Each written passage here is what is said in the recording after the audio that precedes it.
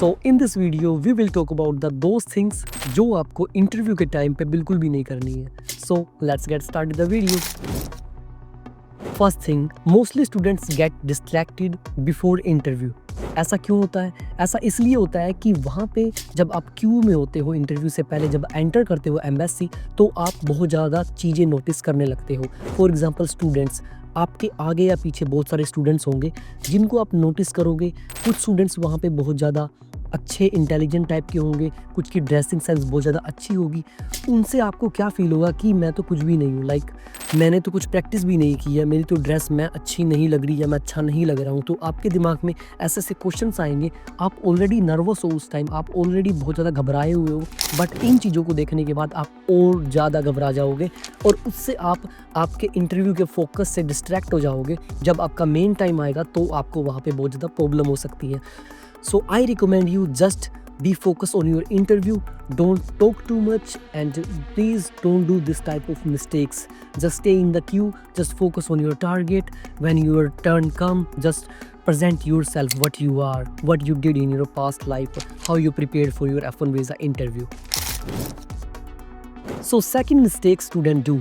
Most of the students जब officer के सामने जाते हैं and because of nervousness and घबराने की वजह से वो बहुत ज़्यादा डर जाते हैं. और उस डर के कारण जब ऑफिसर उन्हें कुछ पूछता है, ऑब्वियस सी बात है कि ऑफिसर फॉरेनर्स होते हैं, मोस्टली चाइनीज़ होते हैं, मोस्टली ब्लैक होते हैं, तो it's too hard to understand their accent at the first time. So you have to be too much concentrate on what they are saying. Lots of the students make this mistake and then they tell officer, can you please repeat, and officer gonna be pissed. So here you losing your chance to getting your visa approved. So lots of the students make this mistake. वो concentrate ही नहीं करते. सो जब भी officer कुछ मुंह से बोलने वाला है, आपको लगता है कि ही गोना आस्क मी ए क्वेश्चन, पूरा कॉन्सेंट्रेट होकर पूरे फोकस के साथ आपको उसका क्वेश्चन सुनना है. अगर आपको क्वेश्चन ही नहीं समझ आएगा तो आप आंसर कैसे करोगे? तभी वो क्वेश्चन कर पाएगा और तभी आप उसका आंसर दे पाओगे. यहाँ पे आपका वीज़ा अप्रूव होने के चांस बढ़ते हैं. So don't do this type of mistake. And the third mistake, lots of students when they fill their DS 160, वहाँ पे वो कुछ और इन्फॉर्मेशन फिल करते हैं, बट जब वो एक्चुअल इंटरव्यू में होते हैं, वहाँ पे जब ऑफिसर उनको क्वेश्चन करता है तो वहाँ पे वो कुछ और आंसर देते हैं. तो आपकी इन्फॉर्मेशन DS 160 से मैच नहीं करती, तो उसकी वजह से भी आपका वीज़ा डेफिनेटली रिजेक्ट हो सकता है. बिकॉज आपके आंसर में ऑनेस्टी ही नहीं है, आपने लिखा कुछ और हुआ है और आप बोल कुछ और रहे हो. फॉर एग्जाम्पल, आपके स्पॉन्सर्स के बारे में, अगर आपके वो फाइनेंशियल बैकग्राउंड के बारे में पूछ रहा है और आपने आपके DS 160 में आपके पेरेंट्स की इनकम कुछ और बोली हुई है और आप बोल कुछ और रहे हो, सो उस केस में आपका वीज़ा रिजेक्ट होने के चांसेस बहुत ज़्यादा है. So be careful about this. Always do homework. Always read all the things whenever you fill your DS 160. Your answer should be matched with your DS 160. So be careful with that. So the fourth point is your dressing sense. What you are wearing, how you are feeling about your dress. और उस time पे आप nervous तो नहीं हो, आप uncomfortable तो नहीं हो. So I'll recommend you wear only those type of clothes, not very loose, not very tight, जो आपको कंफर्टेबल लगे, जिनमें आपका कॉन्फिडेंस बूस्ट हो, जिनमें आपको ये फील ना हो कि मैं ऑकवर्ड फील कर रहा हूँ या मैं अच्छा नहीं लग रहा.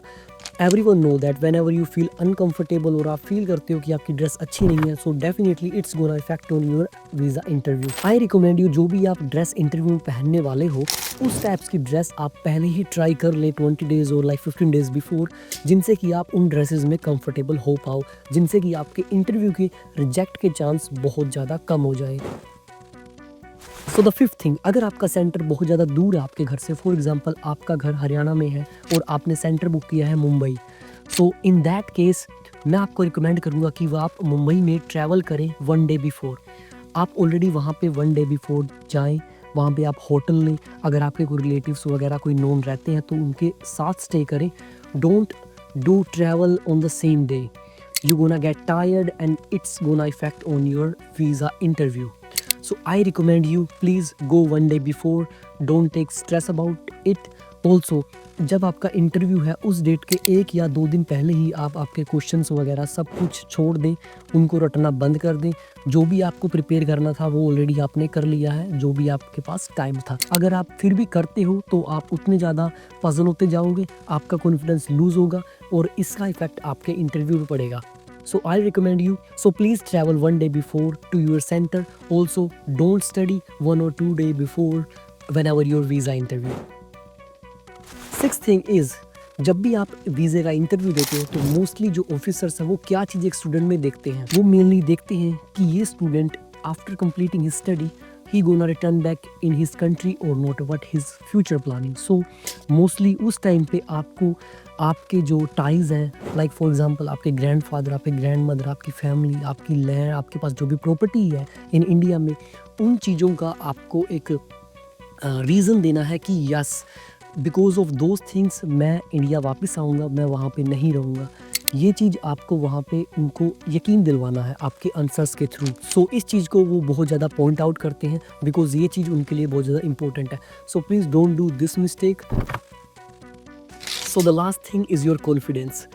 Your confidence show everything about you to the officer. Whenever you say any answer, whenever you go front of the officer, you have keep smile on your face and be confident at that time. Doesn't matter what your practice is, what did you prepare, what your application, what you have as a documents, जो भी आपके पास proofs होंगे, जो भी आपने practice की है, कुछ भी मैटर नहीं करता है. आपको वहाँ पे कॉन्फिडेंट रहना है. उस टाइम पे अगर आप कॉन्फिडेंट रहते हो तो आपके आंसर्स हैं आपकी पर्सनैलिटी के साथ मैच होंगे. बिकॉज ऑफिसर्स दिन में हज़ारों बच्चों के इंटरव्यू लेते हैं, वो पर्सनैलिटी के थ्रू ही उन्हें पता लग जाता है कि कौन झूठ बोल रहा है, कौन सच बोल रहा है. सो जब अगर आप कॉन्फिडेंट रहोगे तो आपके आंसर्स डेफिनेटली आपकी पर्सनैलिटी के साथ मैच होंगे. आपके फेस जो हैंड मूवमेंट्स होंगी उनके साथ आप ईजिली अच्छी तरह से कम्युनिकेट कर पाओगे और आपके आंसर्स में ऑनेस्टी, रियलिटी लगेगी. आपके इससे वीज़ा अप्रूव होने के चांस बहुत ज़्यादा बढ़ जाते हैं. सो ये चीज़ आपको आपके दिमाग में रखनी है. मोस्ट ऑफ द स्टूडेंट्स का इंटरव्यू 1 और 2 और 3 मिनट्स में ख़त्म हो जाता है. So I recommend you in those 3 minutes you have to be confident. Just confident रहना है उस टाइम पे. Doesn't matter how you are speaking English, you have to be confident.